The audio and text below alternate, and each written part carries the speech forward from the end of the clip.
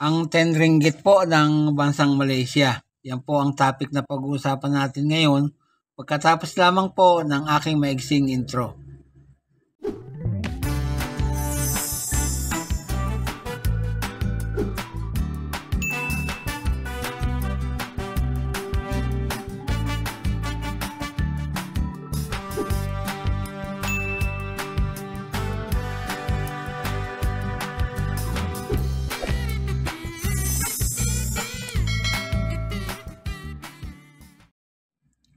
Isang magandang araw po sa inyong lahat, lalo na sa aking mga kabarya, kapwa kolektor. Sa lahat ng senior citizen at mga silent viewer, maging sa mga kaibigan natin dyan, magandang araw po. Mayroon po tayong banknote dito ngayon. Ang 10 ringgit ng bansang Malaysia. Pag-usapan po natin. Ang pera pong ito ay kulay reddish at saka pink. Pinkish kung tawagin. Yun po ang tawag nila, multicolor underprint. Yan po. Kung pagmamasdan ninyo ay napakagandang banknote.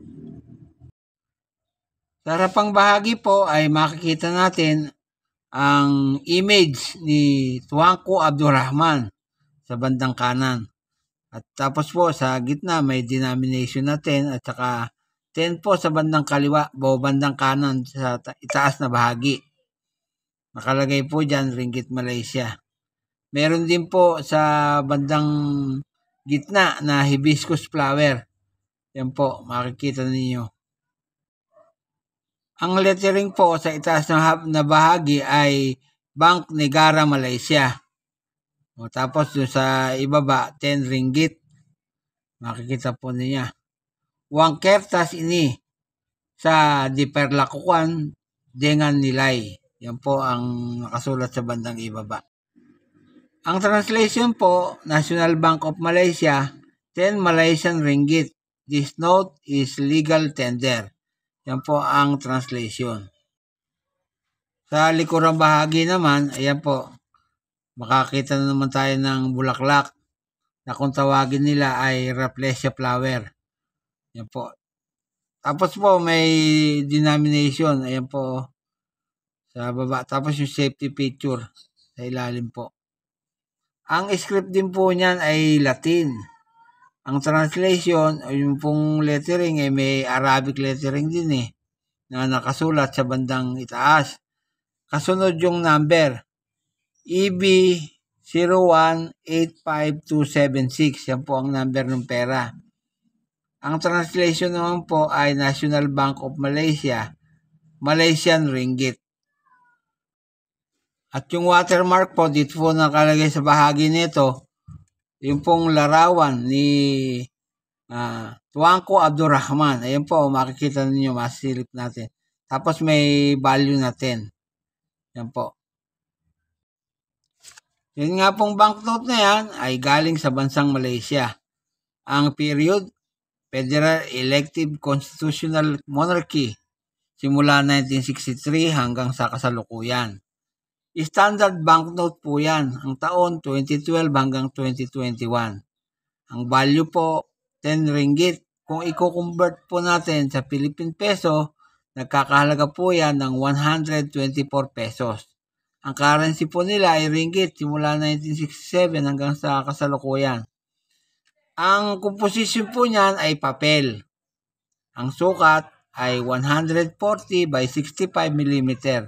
Ang hubog, rectangular. Pangkaraniwan po yan pagka sa banknote. Ang hubog ay rectangular. May number po yan na number 205316 at reference number na P number 53. Dito po sa numista ay may mga presyo na kapag ang inyong banknote ay 2012 to 2018. Ang very fine po niyan ay 130 pesos.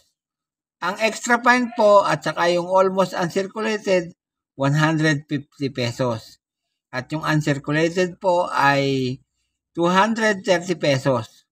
Kapag naman po ang inyong banknote ay may petsang 2018 hanggang 2021, ang very fine po niyan ay 120 pesos. Gayun din yung extra fine, 100 pesos din. 120 pesos. Yung pong almost uncirculated ay 190 pesos at yung uncirculated ay 320 pesos.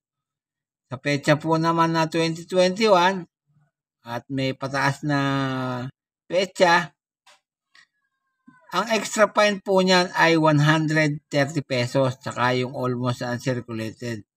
Pero yung uncirculated po, nagkakalaga ng 200 pesos. Dito naman po sa eBay, pag ang petsa ng inyong banknote ay 2021, nagkakahalaga po ng $19.99. US dollar po yan. Kapag naman po may petsang 2011, ang inyong banknote ay nagkakahalaga ng $3.99. Yun naman pong isa, kung 2012, nagkakahalaga po ng $18.13. At yung isa, kapag graded po ng PMG, grade 66, nagkakahalaga po ng $75 US dollar. Yan lamang po at wala nang iba.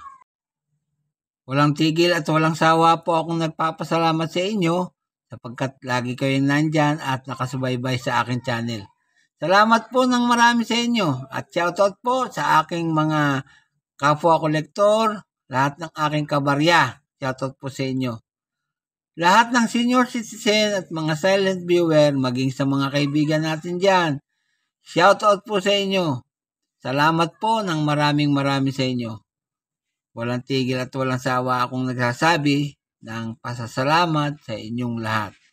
At sa huli ay masabi kong mabuhay tayong lahat.